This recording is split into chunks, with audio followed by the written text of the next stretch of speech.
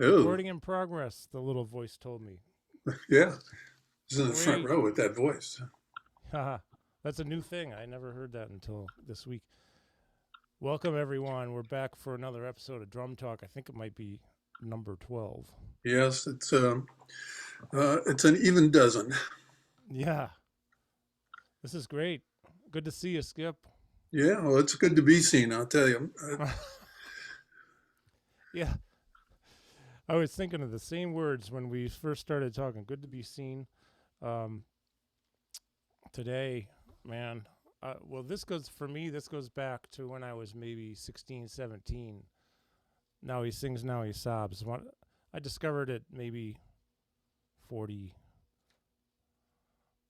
years ago, and it's almost like a part of my DNA now. Mm, That trio, yeah. of course. Chick Corea, I still can't believe he's not with us anymore. Because for me, Oh, but he uh, is. But he I is. discovered him when I was 12, and I saw him with Return to Forever when I was 12, and he's been part of my DNA ever since. He lives on, man. He just lives on. But Miroslav, Roy Haynes, space between the notes, Matrix style, Haynes style. Yeah. One of my Well, that favorite. was really iconic because uh, that kind of thing hadn't been done that way before. The sound of it was different. The production was different. The way it was presented, it was on a small label called Solid State, and it had no personnel inside. It just had a picture of Chick Corea in his apartment at his piano. I remember that. Yeah, As a and matter it of was like, fact, yeah. what's So funny people were like, about it, "Who is this?" when I got to college when I was 18, there was a rumor amongst the percussion department that Chick Corea played everything, every instrument on the album. And I'm like, well, I'm no expert, but I don't think so because Mm-hmm. that sounds a lot like Roy Haynes. Yeah, yeah, Come to find out, it's Roy Haynes. yeah. Interesting though Well, how if when it you was released, I have the original vinyl too, and you're right. It's just a picture of Chick, no personnel. What an iconic recording though. Well, it was also the production was good because the bass is really nice also. And he was unknown. That's He had true. been This is only in the country a couple of years. I think he came in 65. He went to Berkeley for like a year and then went to New York and he played with Herbie Mann. He's on that album with the Bruno Carr and Sonny Chirac. oh really? Oh, yeah. Yeah, it's really nice. Mark knows about it. Mark Mahoney he's out there. He'll probably play it today, and you can check it out. But that was what I knew Bruno Carr from, and then I went, "Wow, who's this guy?" And it was Miroslav. And then I put it together that he was the bass player on that recording from hearing what he did with the Herbie Mann. Okay.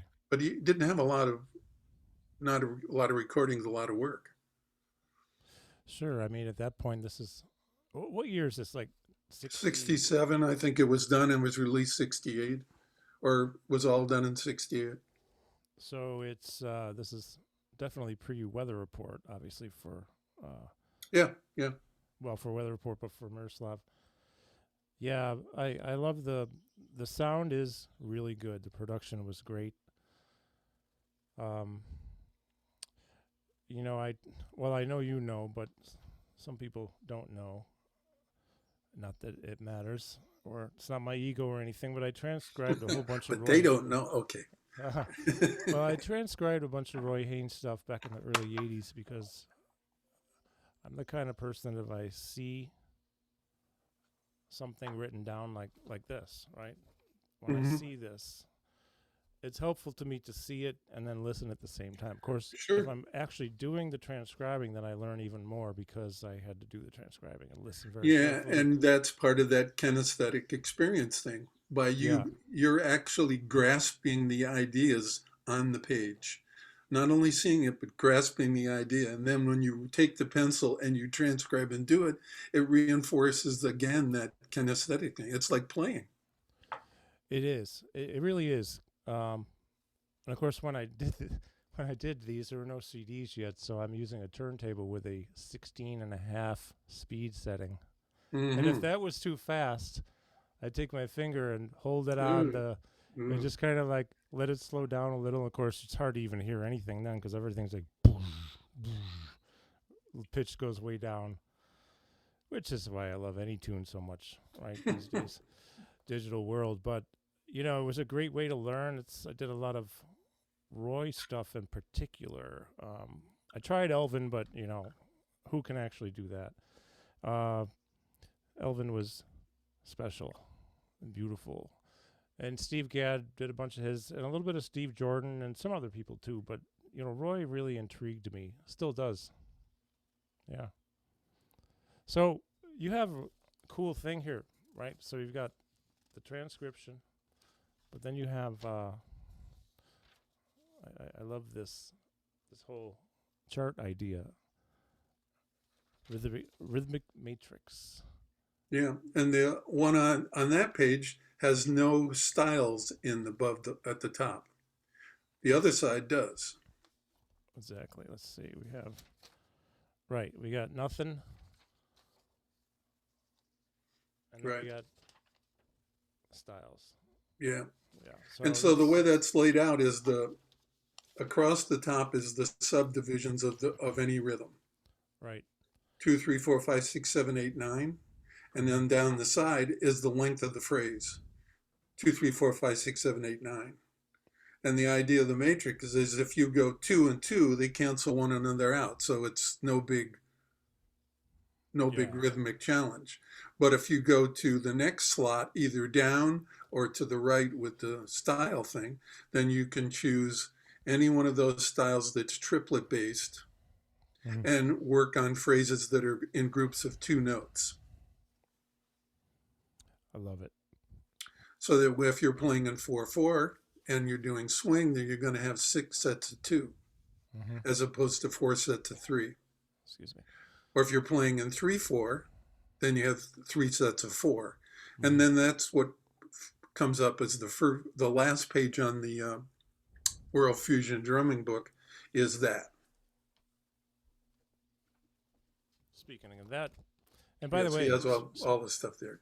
Speaking of Mark Mahoney, he's here on Facebook. Welcome, Mark. How you doing, man? Good to see you. Do you have that, Mark? Do you have that Herbie Man with Bruno Carr and Miroslav Vitus? Is Mark in your area of the woods, Boston? Yeah. Oh, okay. He lives west of me about 40, 50 miles is all. Okay. Maybe if that. But he was a guy at Berkeley.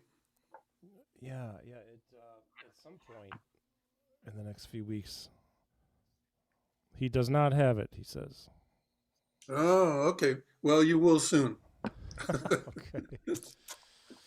When I'm trying to look at the schedule, plan a trip, and get in touch with people in advance to make sure they're going to be around, like you, Mark, Johnny DeChristopher, Therese DeMusio, some other folks I'd like to visit while I'm there and actually meet in person, you know? Yeah, John is about 100 miles from me south of here. Okay. Really? Of where I'm sitting now. Yeah. Oh. He's he's down in Duxbury. Is that still Massachusetts? Oh, yeah. Yeah, okay. He's before Cape Cod, but remember, like, what happens is I live up here. Can you see this at all? Let me put in front of my. So this is the Massachusetts Bay, and Cape Ann Ramnad is up here, and Cape Cod is down here. Okay. And John is down over here somewhere. Okay. Yeah, I have good friends in Cape Cod too, and I've actually never been to Cape Cod, so they just bought a house. Yeah, it's very nice. It's much more beach-like and warmer than up here. Up here is much more rocks. In fact, the next town is called Rockport. And as you go north, it's more and more rocky. Like you get to Maine, the rocks are the size of houses, you know. Well, you know, speaking of Rockport, Brent Miller is a friend of mine who owns the largest, let's say, movement Parkinson's training center in the world in Rockport called 110 Fitness. He's an amazing human. He just released his first book, which I need to get. So many books to read. Is that in Maine or in Massachusetts, Rockport? That's I think it's in Maine. Mass. No, I'm pretty sure it's Mass. Yeah. Mm-hmm. Okay, I'll have to look it up because it's only 6 miles away. It's on the other side of Cape Ann. Okay, yeah. One of the things they're offering there, oddly enough, is drumming for people with, let's say, learning disabilities, people who live with autism, people with movement disorders. Wow. And he's way ahead of me in that game, and I'm a drummer, and he's not, but he's doing a much better job than I would if I started doing it now, because I wouldn't know what. I kind of have ideas, and I've been wanting to put something together. Is the therapeutic aspects of rhythm, music, and drums, and I'll get to it at some point. But right now, when I come there, I also want to see him. I've got to check out the facility, man. I did a guest lecture there on Zoom a few months ago, and I could see in the background this beautiful, huge facility. Looks amazing. So, okay, so you're north of Boston, right? Mm-hmm. Yeah. North of Cambridge. Oh, yeah. Well, if I go down to the mailbox, then you can see Boston across the water, across Salem, Winthrop, all that, cross over the airport, and you can see the buildings. Oh. It's like 45 miles driving, so I imagine it's about 35 miles as the crow flies. Okay. But it takes like hours to get there by boat, because I used to live on my boat on the Charles River, go down through the cut, and then through past the airport, out of Boston Harbor, and then all the way up here. And it would take an hour and a half, 3 hours, depending on what kind of seas there were. That's cool. I love that area north of Boston. I've only been south one time. One time I taught down, I don't know the name of the town, but that was nice too, but I like north a lot, maybe because I'm more familiar with it. So you sent me this stuff, which I love, and we're talking today, again, about space between the notes. You know, Roy, you know, I kind of wonder sometimes. I mean, we're all individual, right? We have hopefully individuality, but when people carve out such an extreme, let's say, voice, like Elvin, you know, Tony Williams, Roy Haynes, three of the greats, three completely different players, so identifiable, even if you just listen to the ride cymbal. Or maybe even the comping on the snare drum. You know, I think the ride is like the voice. That's the foremost out there part of the stylistically, the character, the voice they have. When you teach, do you teach this? Is this because it says seminario with Skip, con Skip? Yeah. So you've taught about this. Yeah. Teach us. Learn me something. Well, part of this is that the Roy Haynes stuff was moving much more towards broken eighth note, like that book. Yeah. Did I ever send you that book, the broken eighth one? Because I asked for your address, but okay. So that's a book all based on the flow of jazz being based on eighth notes, not triplets. And again, it's coming from that same alternating thing, but one hand on the ride cymbal, one hand on the snare drum as a spacer, hi-hat on 2 and 4, and then playing 2 and 3, 4 and 1 with the right hand. Let me see if I got this set up. Yeah. Let me know if you can hear everything with that. I'm using these Roods because they're not quite so loud, but that. Yeah.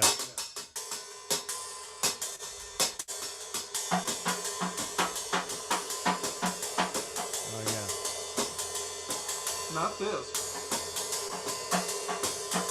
but this. Yeah. That's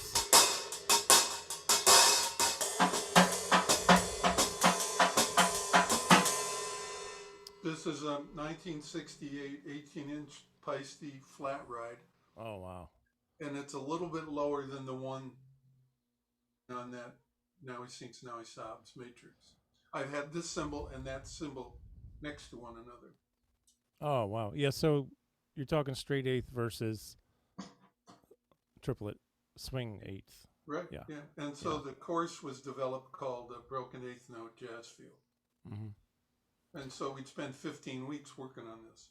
And the Wow. book is all based on the stuff that I got from Alan Dawson, really. I never studied with Alan, but there was a book that he did with Don DeMichael back in the 60s on Berkeley Press that's been reissued, like, another edition of it. Same, everything's the same. And pages 103 to 105 in that book are all of this kind of thing that he showed Tony Williams back in the day. Yeah, sure. I can think of specific recordings of Tony doing broken eighth style, especially mid 60s miles. Yeah, right? ESP with 81 is a good example because he plays both feels on it. Let's see, I'm trying to think of the head ESP. Da da da da da da da da. Bum bum. So tell you about. Yes, okay. Get. Bap. That's on. What note is that on? That bap. Pardon me? What note is that bap on? I think it's and a 4 if I'm thinking of it right. That's on 4.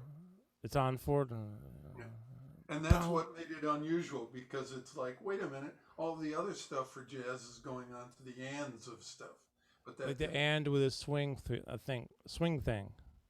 Or it's straight ET too. Straight, but being on the beat was unusual.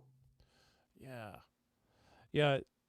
I'll have to listen to that now because for some reason that tune sort of escaped my head right now. The head escaped my head. Oh, I forgot to change that so you could see me playing that. Sorry. So you want to do it again? Yeah, let's do that. Let's take a look. So it's just the broken eighth feel that Tony Williams, Jack DeJohnette, Roy Haynes. Actually, the reverse would be Roy Haynes, Tony Williams, Jack DeJohnette would be and 3 and 4 and 1 and 2 and 3 and 4 and 1 and 3 and 4 and 1 and 2 and 3 and 4.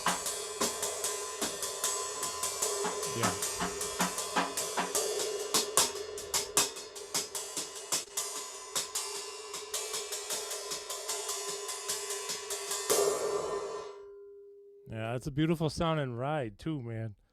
Even over Zoom, it's nice.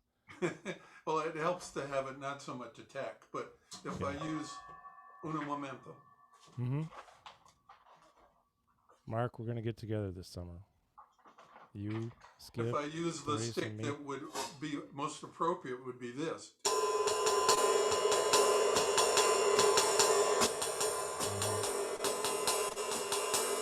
And then you have all that pointed high notes coming out and the body of it being lower. Right.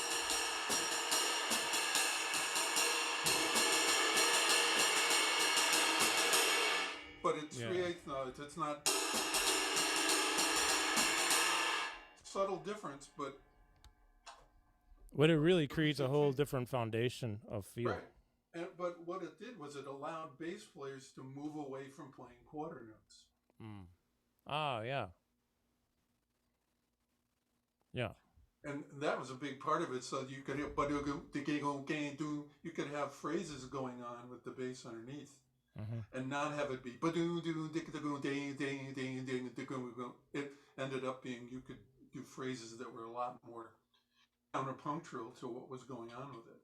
It was less going to the quarter note directly. Yeah. So that helped. And then all the guys that were from cultures that the rhythms were based on eighth notes, it fit right in. It was like, okay, we can just go right over here, as opposed to having to go through stuff that was triplet based. Even guys from, in my experience, the guys that were coming from Afro-Cuban or Puerto Rican Caribbean rhythms, if they played triplet stuff, it was really much more staccato than triplets that were legato from jazz players. Okay, yeah. And then when it went to straight, it went back to, okay, we can use that staccato thing we had happen in the beginning. You know, it was like less translation. Yeah. Yeah, fascinating. You know, I'm thinking of flat rides. I had a 20-inch Zildjian flat ride, old. I have no idea what happened to it, but I don't have that, and I can see where you might be able to lose a cymbal, although I actually don't really understand how I don't know where it is. But to lose a Fender Rhodes piano is another thing, and somehow I did that too. I had a Fender Rhodes. I don't know what happened to it, but it never made it to this house with me, and I didn't leave it at the last house. So, you know, maybe it's still on the moving truck. Whoa. It's under that blanket. This is like 29 years ago, right? Yeah, right. Oh, right here. Maybe it's back here. It's so weird. I don't know what happened to that, but I wish I had it now because, well, that's a different topic, but the Rhodes to me. Oh, you know, so I was talking with Steve Hunt, who, Yeah. I don't know, yeah, so he's at Berkeley, he teaches. We were talking about a conversation he had with Chick Corea, maybe, I don't know where. For some reason, I think it's Japan. Not that it matters, but he was hanging out one night with Chick after a couple, you know, they each performed in a restaurant or a bar somewhere in Japan. And Chick was saying how he was going to only play acoustic piano for the rest of his life. And this is just maybe a few years ago. And Steve is like, well, why? Because I love how Chick approaches the Rhodes in particular. He said, I don't really think I'm good enough.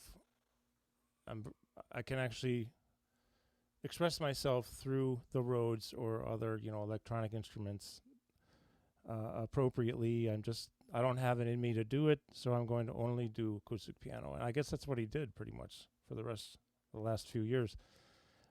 But isn't that kind of interesting? Because when I hear Chick on Rhodes, I really like it. Well, I don't think he really liked it at the beginning. Mm-hmm. Neither Keith Jarrett or he were like really enamored with the pianos because they're like toys. If you see him on that Isle of Wight thing, with playing with Miles, yeah. Is he with Keith in the band at the time? Weren't they together for a while? Yeah. Yeah. Yeah. I might have seen that. Yeah, and then the instruments were not anything like what professional guys wanted to play. And so the introduction was like a big stumbling block because it was like moving back to any kind of touch and feel that you develop with your fingers to the instrument. Sure. So it'd be kind of like playing with blocks when you're used to using a feather to write with. It's just like... Yeah, that makes sense. It just wasn't the right instrument to be using to say what you needed. As far as where they're coming from, I mean, if you go back and listen to either one of their recordings from that same time period at the beginning of electric piano, they had recordings that were acoustic piano on ECM, just them playing solo. Mm-hmm. You know, it was like, oh, that's playing. Whereas the other stuff was like, you know, then Keith did that one with Jack DeJohnette with electric piano and Ruta and Diela. Yeah, I think I probably have that on vinyl. Yeah. Mark is saying, yes, that was kind of a marching order from Miles to play electric. Yeah, you know what? I'm sure it was, Mark. Absolutely, back in the day. Yeah, same thing for Herbie on that stuff from '68, like Phillies to Kilimanjaro and, you know, right. Silent Way and stuff like those kind of things. The ones with George Benson, Miles in the Sky. I forgot about him.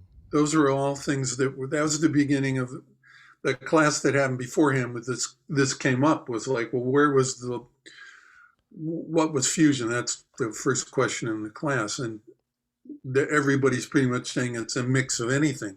But at the beginning, it was electric instruments from influence of rock with the expertise and improvisational skills of jazz players mixed together.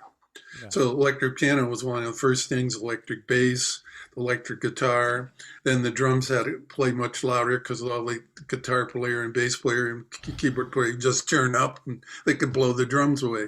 So then the drums became bigger drums like Billy Cobham and Giant, and they battled it out that way. So it was like, I don't know who won, but you could turn up the drums unless you were Dave Weckl and you were creating your own sound that you controlled with your own system that you fed to the board in the house. But he was like one of the first guys to do that. Everybody else was at the mercy of whoever was running the board. True, yeah. Yeah, Weckl was on that real early. Yeah. 83 I remember maybe? when I was talking with him, I don't know. I think when I was at his house a couple of years ago, when he was in L.A. area. He was telling me about how he got tired of competing with, volume, basically. Yeah, at anybody's volume. Yeah, okay, so I'm just thinking here. This is kind of a side note. There's a recording. Okay. It's on, it's on CD, but it's also on YouTube. It's 1992 or 3, John Patitucci, Vinny on drums, and Chick. Live at the Blue Note, Japan, where they play Spain. Of course, there are a million renditions of Spain from Chick himself.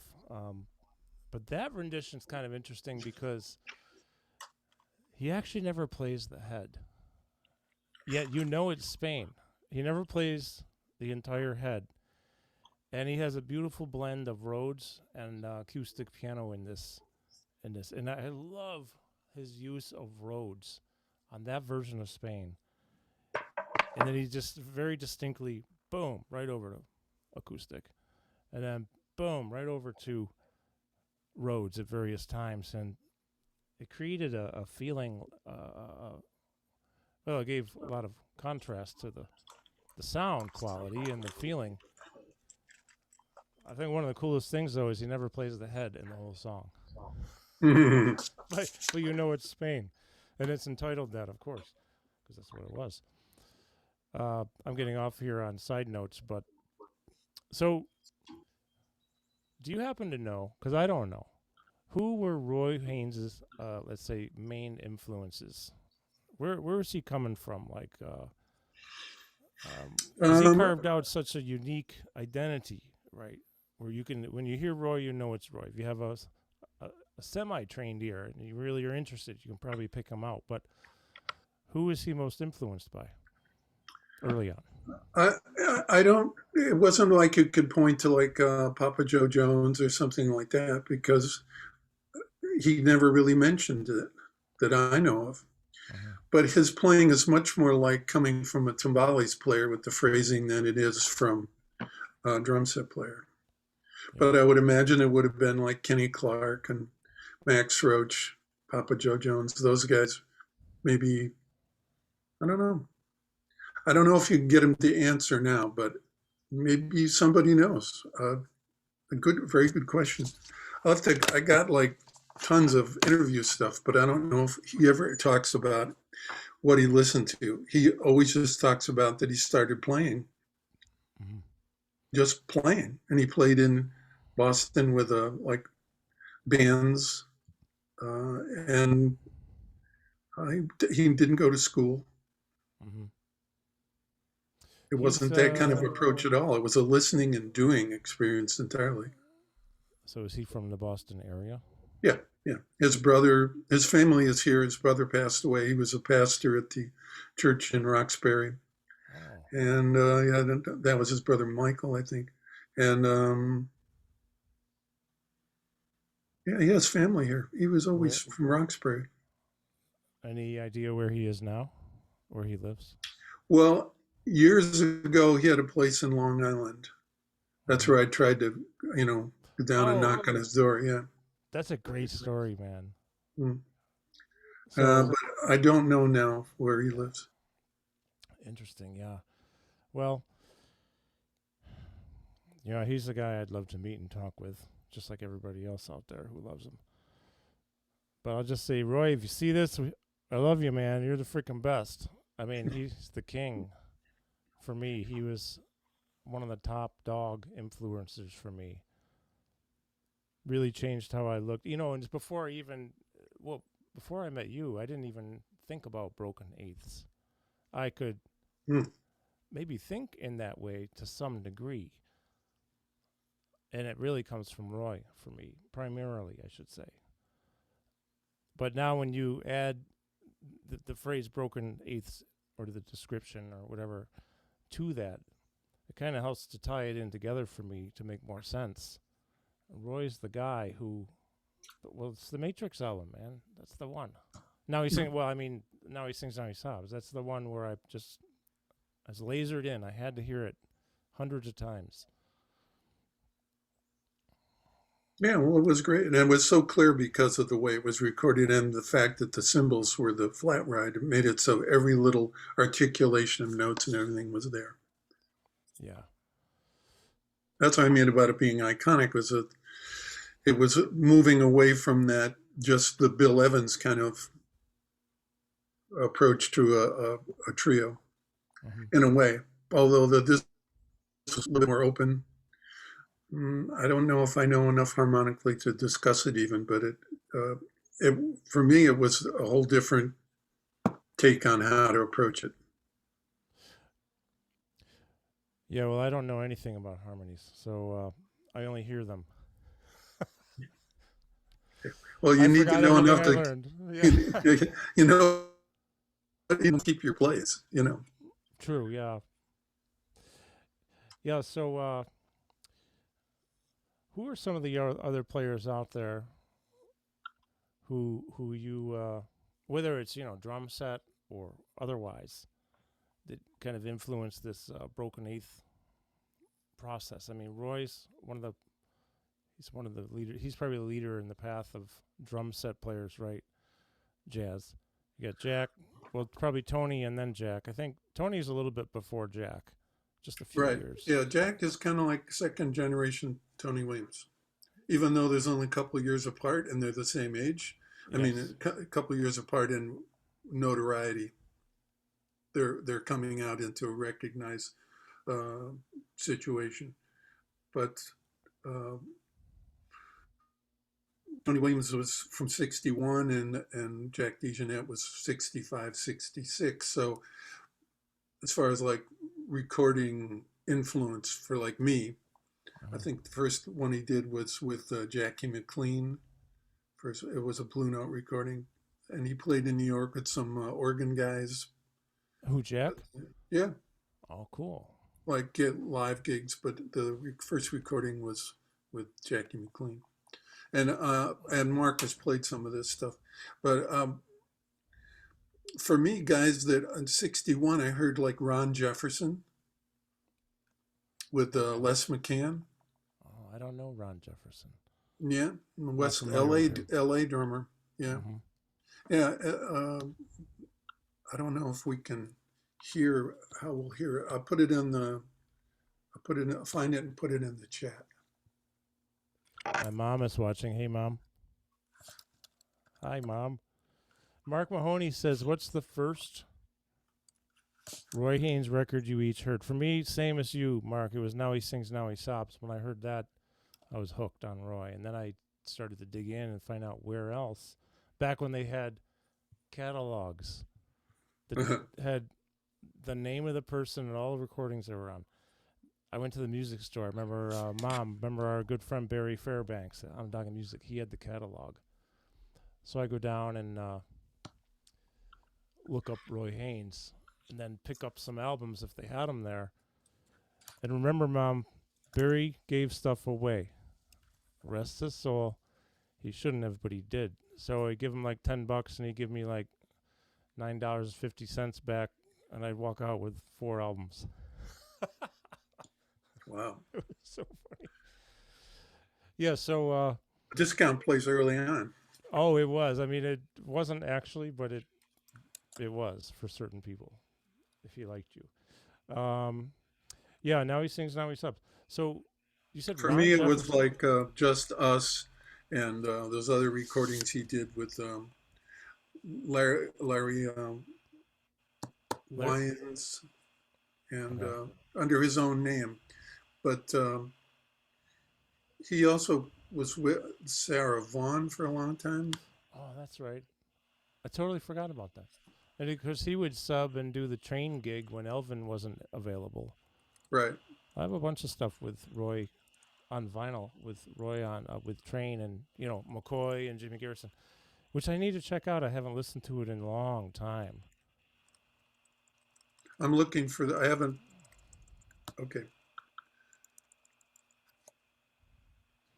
Me too, Mark. I still go back and forth in the recording history of Roy. I was watching something from maybe 2010 the other day. Chick.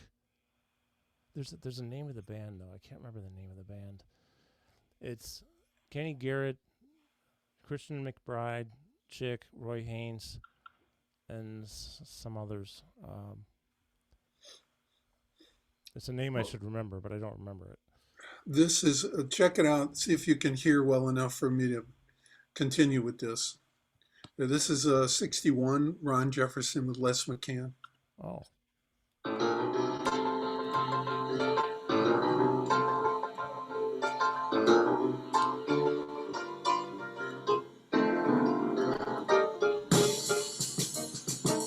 Oh. There it is.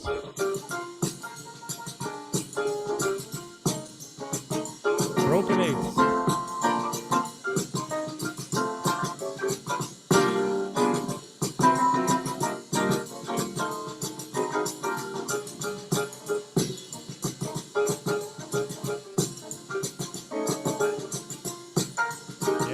Yeah.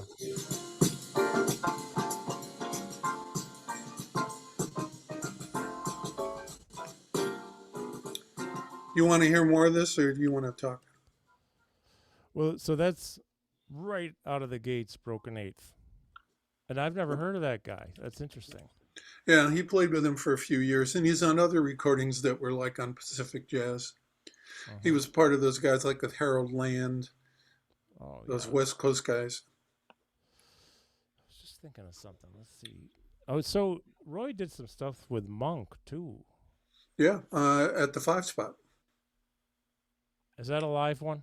It's a Blue Note Live, isn't it? Yeah. No, at Riverside. Riverside. Where was the 5 spot? On what's the street in Greenwich Village? I don't know. Oh, That's the one area of Manhattan I do not know. yeah. Well, that time when I drove up there to go to Roy's house, Yeah. I parked in front of the place on that street. I was really lucky my stuff didn't get stolen out of the car. Sure, that's cool though. Because I went in that night. I was inside, and my car was in front of the place. Mm-hmm. Maybe Waverly? I don't know. Yeah, I don't know that area. Been there once. Don't know anything about it. But interesting. St. Mark's. So I'm sorry, it's St. Mark's. Oh, okay. Near the square, right? St. Mark's Square is right there somewhere. Mm-hmm. Also, no, not also. So I have, I'm switching back and forth. But you sent me some files here a little while ago, maybe a month ago, with Jack playing with Keith Jarrett. I'm not sure who was on bass, but it was Charles band, right? Charles Lloyd's band. Yeah. 65, 66.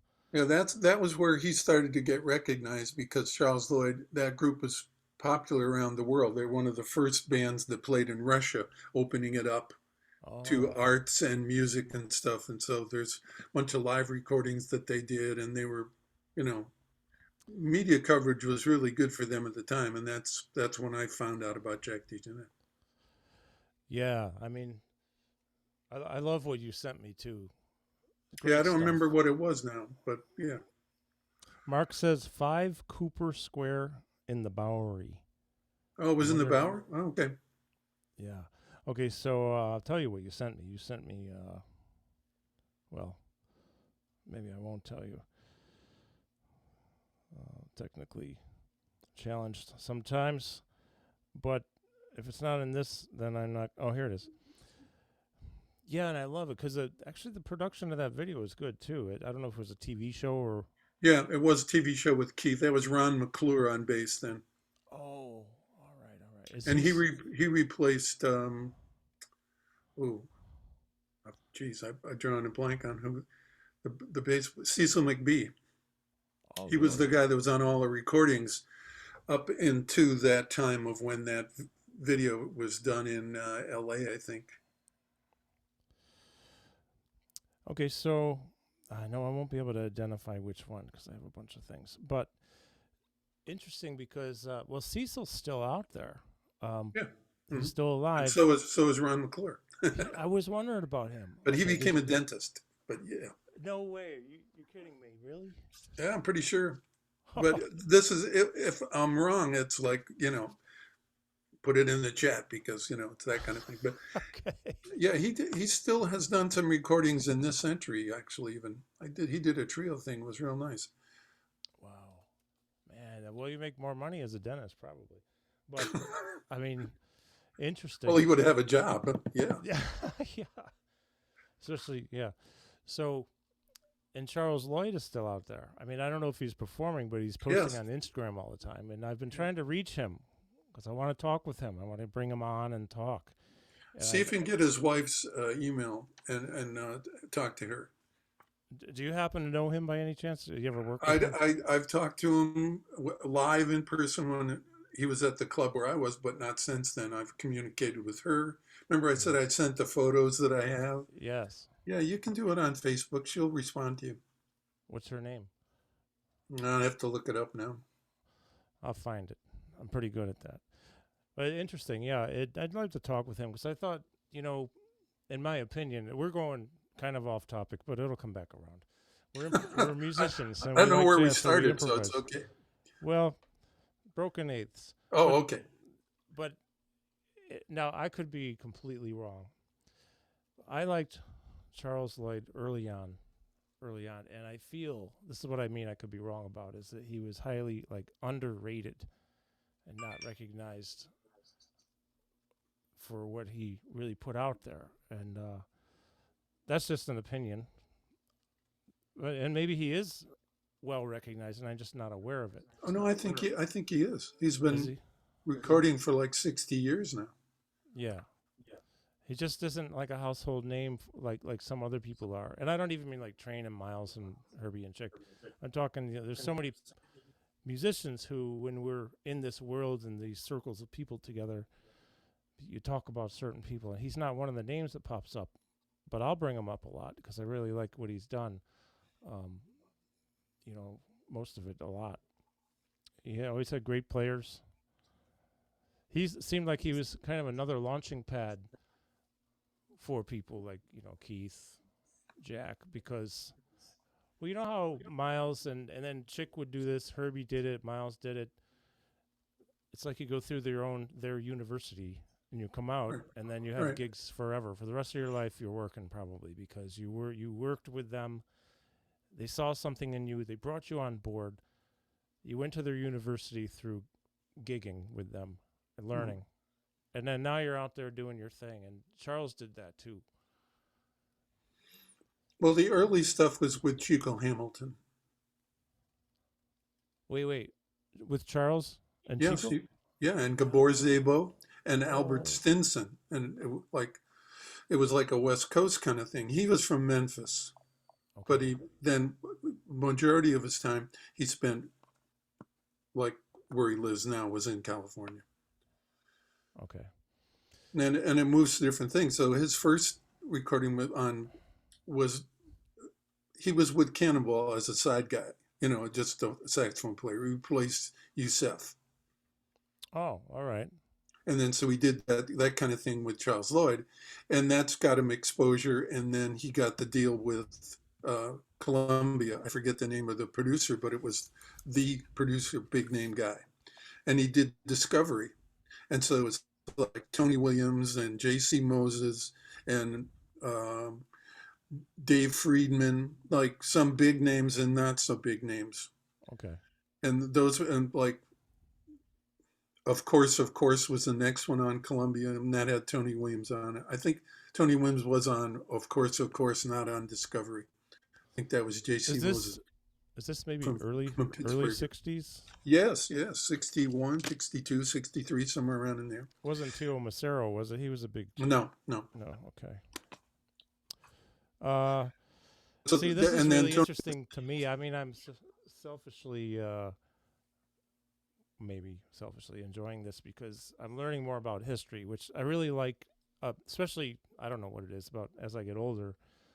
I love to hear more about the past and where things came from, for certain people. You know, and when Peter Erskine talks to me about some of his early influences that I didn't know about years ago, and probably didn't care as much 30, 40 years ago. Now I care. Oh, and even Dennis Chambers was talking a couple months ago. We're talking. He's talking about baby Dodds. Right. And he was really serious. He's like, you got to check him out, man. You got to study the guy. You know what? So I dug in. I was like, okay. Right. I've been missing so much for so long. Right. Well, the tendency for anybody is that there was no history before you. This is so true, Skip.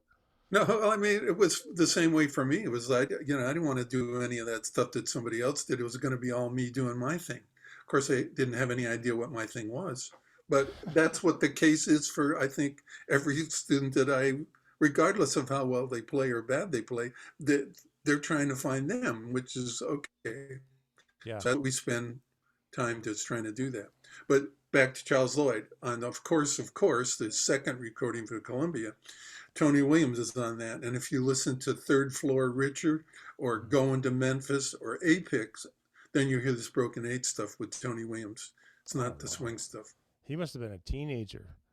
Yeah, this is maybe 19 or something like that. Wow. This early on. Interesting. So let's see. Let's get back here in my train of thought. Yeah. So I mean, this is kind of a joke, but it's true. I was born backwards, breech baby, right? So it's a joke. I say to people, I live my life backwards, just the same way I was born, because I've done everything backwards and pretty much wrong. wrong, less wrong. This is starting to get it right about now. Well, yeah. Okay. It's true. Well, maybe it's the first 50 years, and then there's this arc of 100 years you get to work your way through. I kind of wonder, because it's just before I was 50 is when I started to change a lot of things in my life. Big changes, health-wise, thought-wise, career-wise. And now I'm starting to tie the old career in with the new, trying to make a blend. And history's a part of it.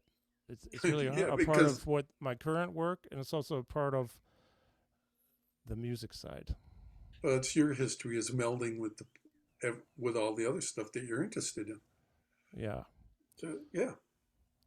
And it's fun. I enjoy it a lot. Well, let's see. So you mentioned some recordings. I'm going to have to check them out.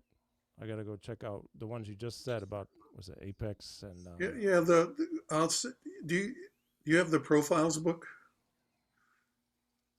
No. Okay. Well, that was the jazz drum styles class. The book was for that, and there's like a dozen drummers in it from 1960 through 2005. Oh. And we cover the decades doing through. It starts with Roy, and then there's stuff about historical stuff about them, lists of their recordings, most influential, and some transcriptions on each guy. Mm-hmm. So I'll send you the chapter on Roy, and then that's where you just go through, and it has everything listed date-wise and everything. Okay. Yeah. I mean, it's not the only thing, but it's like going through a whole bunch of experiences and interviews and materials that were printed on him over the years, and gleaning stuff out of that I could use in doing a presentation about Roy. Yeah. I gotta track Roy down. Just like everybody else wants to talk with Roy. Now I'll probably let that one rest, but Charles Lloyd I need to track down. I'd love to talk with Sonny Rollins. I don't know how his health is. I know he's not playing anymore, but He's Man, on a lot of different media things. I would imagine it would be possible. He probably has an agent. I don't know. yeah, probably. Well, this has been fun today, my friend, as always. You have a client at 12:30? I do. Okay. I do. It's not the same one today. Um, my usual 12:30 is in the hospital currently. He's doing well, Ooh. but some complications of various things. But I was going to see somebody else and help them out. She's 90 years old. She's amazing. She has no diagnosis. She's cognitively sharp as a tack, and she's kicking my butt every time I see her. So she makes me think a lot, and I make her think. And we have fun. So I'm looking forward to it a lot. Yeah, great. Mark says, before we go, Mark says, Skip turned me on to Destination Out. Oh, okay. With Roy and Jackie. Oh, I have to check that out. Yeah, that's a little more free kind of thing, but there's tunes, but it opens up a lot. You know, I have I say a friend. I haven't seen her in years, and we have been friendly for many years. Mala Waldron is Mal Waldron's daughter. Mm. She's based in New York City, and she's an amazing, very accomplished songwriter, composer, vocalist, pianist. So I did some gigs with her actually too, and we just had so great. I'm pretty sure Jackie McLean was her godfather. Wow, there you go. Yeah, and you know, it's kind of funny. So I'm going off for a minute because I have like 7 minutes really before I need to do a hard stop. It's totally off the Broken Eighth thing, but she told me that her father, Mal, was good friends with Train. I don't know if they recorded together. They probably did at some point, but there might be some European ones that, yeah. And I forget the exact situation, but she was maybe 5, 6, 7 years old, and Train was married to Alice Coltrane at the time. And I think the story goes, yes, here's the story is like she and her dad would walk over to Train's place somewhere in New York, and there was a piano in the kitchen at Train's house, and Train would play sax, and Mal, her father, would play piano, and they would just hang out, drink coffee, play, and repeat, and Alice would take Mala over to the harp, and she would play the harp. Oh, right. And she didn't know at the time, of course, when you're 5, 6, 7, that she's in the house of an icon, a legend. He was just John Coltrane. He was like Uncle John, you know. But the stories are so cool. And then I remember her telling me about Jackie McLean, too. I'm pretty sure. Not that it matters, and not that anybody cares, but what I find interesting, though, is the history of that history, too, of things they used to do. I mean, it would make sense, right? Musicians get together, they drink coffee in the morning or whatever, or whenever, and do duets and experiment, play. And Jackie would do similar things. So, yeah. Interesting history. Fun stuff. Yeah, well, you never know who you're talking to. That's kind of hard to remember, but it's true. Very true, yeah. Well, I want to thank you, my friend Skip, for today. This is always fun. I really enjoy it. I'm around next week if you're around. Yeah. The 2 weeks after that, I don't know yet. I'll tell you why privately. Surgical procedure. But we might be able to do it, and everything's totally cool. Mark Mahoney, as always, thanks for joining. Mom, thank you for watching. Fatima Silva, hola. Gracias. Thanks for joining. So definitely I can be back at it next week. We'll pick a topic. I'll post. We'll reach people and have fun. Yeah, if you get a chance, check out that thing tomorrow at 1 o'clock. The weather report panel. Oh man, yeah. Yeah, I have, well, I think I put it on my calendar so I'm open because I want to check that out. If it don't do it live, it's probably going to be recorded, of course. And so, It'll Yeah. be up at some point. Yeah, I marked that one But special. that might be interesting. And for me, it's a great thank you to Sergio because he's the one that helped put that together for me because I wasn't on the list.